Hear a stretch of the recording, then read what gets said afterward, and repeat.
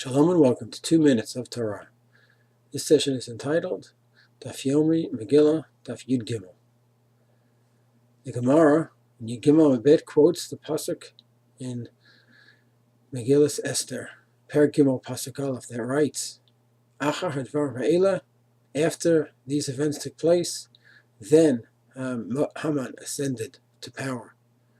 The previous events were Esther becoming the queen, and Achashverosh relating the plot of the people to assassinate Achashverosh to the royal house. Only after these events occurred did Haman ascend to power.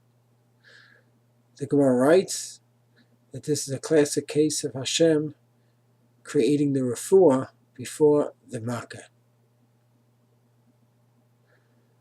The Gemara writes that therefore, once the salvation was in place for the Jewish people by having Mordechai and Esther in the proper places, then, and only then, did Haman come onto the scene.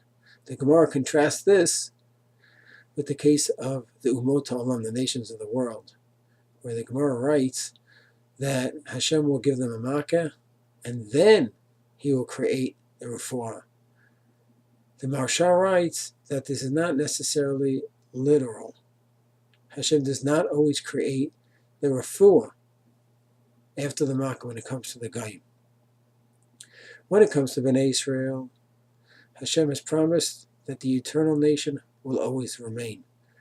And no matter what Makeh, how he hits us, he will always save us in one way or another. The salvation is guaranteed and it's always in place. By the Goyim, it is not necessarily so. Hashem will afflict the Goyim, and then it depends what they do. If they do tshuva, Hashem may save them. If not, they may be wiped out forever, as we have seen from so many Gentiles over the years. Some great nations come and go.